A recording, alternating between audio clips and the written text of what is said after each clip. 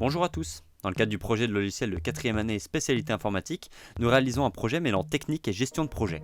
Notre équipe est composée de Tanguy, Olivier, Alexandre, Charlotte, Zoé, Héloïse, Glenn et Pierre. Notre équipe va donc vous présenter le projet Thurston Univers.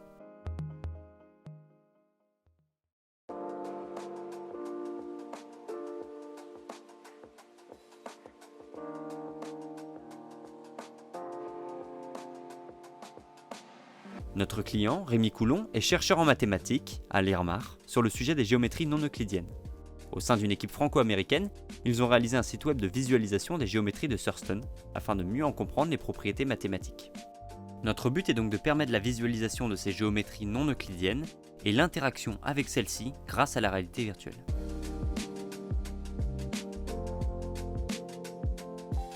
Mais les géométries de Thurston, qu'est-ce que c'est ? On connaît tous la géométrie euclidienne, c'est celle dans laquelle on vit. Elle est régie par les 5 axiomes d'Euclide. Celui qui nous intéresse, c'est le 5e axiome. Il dit que par un point P extérieur à une droite, il passe une et une seule parallèle à cette droite. La remise en cause de cet axiome a permis à des mathématiciens au début du XXe siècle de construire des nouvelles géométries. Ces géométries sont considérées comme non euclidiennes parce qu'elles ne respectent pas ce 5e axiome d'Euclide. Il s'agit donc des géométries E3, S3, H3, H2 croix E, S2 croix E, Nil, Sol et SL2R. Maintenant, petit point sur la notion de réalité virtuelle.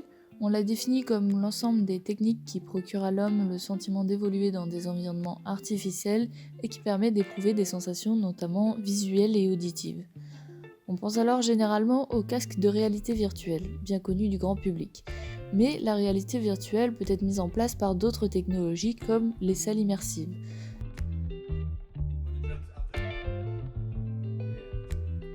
La plateforme Renez Immersia en est une. Elle fait plus de 10 mètres de large et est composée de 14 projecteurs émettant des images sur 4 murs, un en face, un de chaque côté et un au sol. Les lunettes permettent à l'utilisateur de voir les images projetées en relief et de se déplacer dans l'environnement virtuel.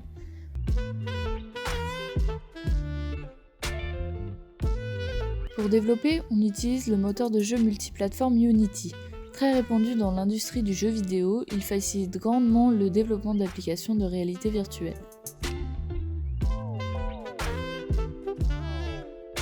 Le rendu graphique désigne un ensemble de techniques qui permettent d'afficher à l'image sur un écran des objets qui sont dans une scène 3D. Ici, vous pouvez voir que nous avons besoin d'une caméra positionnée dans le monde 3D dans lequel se trouvent d'autres objets tels que le cylindre ou la sphère ici à l'écran.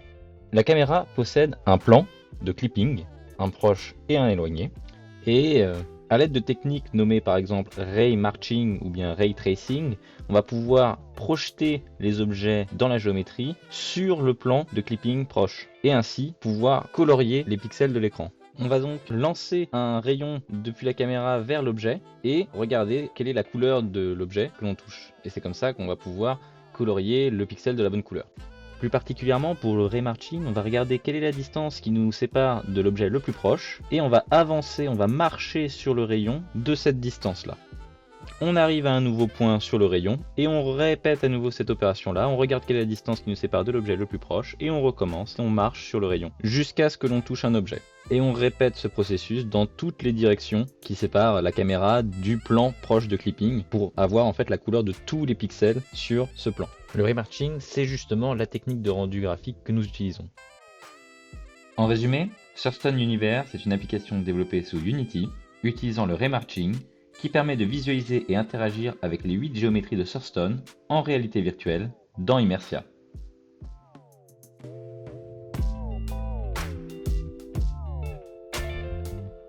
Au démarrage de Unity, nous arrivons sur cette scène main qui est vide. Cliquons sur Play. Puis, nous pouvons appuyer sur la touche M pour ouvrir le menu principal. On va aller explorer le preset que nous avons fait. On peut se balader dans le plan hyperbolique ou bien suivant l'axe euclidien.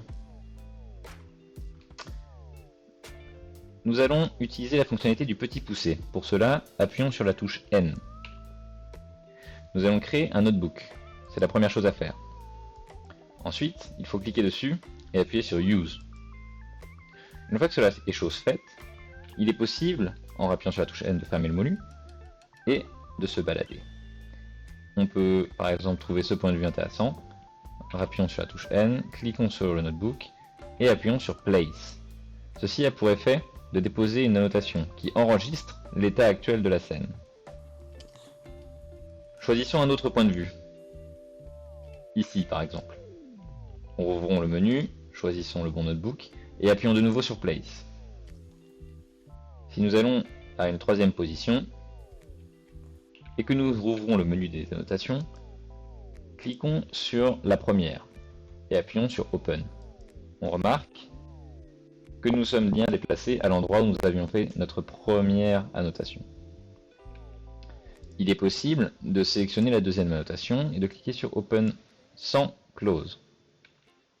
Nous nous retrouvons alors à l'endroit où nous avions fait notre deuxième annotation. Pour sortir de ce mode annotation, il suffit d'appuyer sur Close. Nous nous retrouvons alors téléportés à l'endroit où nous étions lorsque nous avons ouvert la première annotation. Vous avez ici la liste des objets présents dans la scène. Par exemple, cliquons sur le corps de notre souris. Un slider permet de régler la taille. Il est également possible de modifier l'intensité de la lumière. Nous allons à présent observer le menu des réglages. Appuyons sur la touche M, puis cliquons sur l'engrenage. La première possibilité de ce menu est d'activer ou de désactiver la prise en compte des sources lumineuses dans le calcul du rendu. Si on désactive les lumières, voici à quoi ressemble la scène.